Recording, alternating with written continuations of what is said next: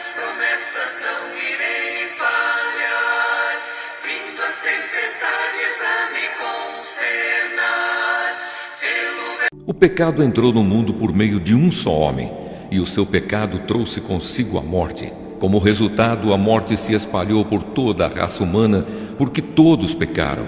Antes de a lei ser dada, já existia o pecado no mundo. Porém, quando não existe lei, Deus não leva em conta o pecado. Mas desde o tempo de Adão até Moisés, a morte dominou todos os seres humanos, mesmo os que não pecaram como Adão, quando ele desobedeceu à ordem de Deus. Adão era a figura daquele que havia de vir, mas existe uma diferença entre o pecado de Adão e o presente que Deus nos dá.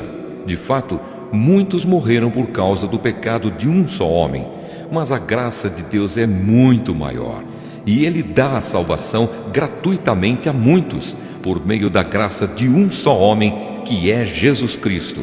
E existe uma diferença entre aquilo que Deus dá e o pecado de um só homem, porque no caso do pecado, a condenação veio por causa de um só pecado. Porém, no caso da salvação, Deus perdoa os que têm cometido muitos pecados, embora não mereçam esse perdão. É verdade que, por causa de um só homem e por meio do seu pecado, a morte começou a dominar a raça humana. Mas o resultado do que foi feito por um só homem, Jesus Cristo, é muito maior.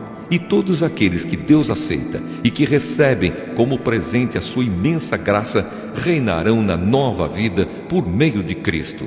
Portanto, assim como um só pecado condenou todos os seres humanos, assim também um só ato de salvação liberta todos e lhes dá vida.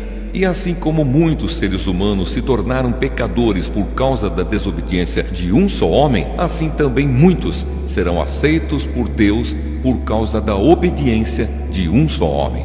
A lei veio para aumentar o mal, mas onde aumentou o pecado, a graça de Deus aumentou muito mais ainda.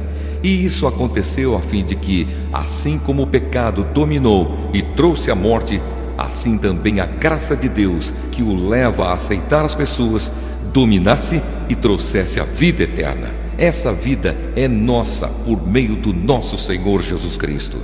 Carta ao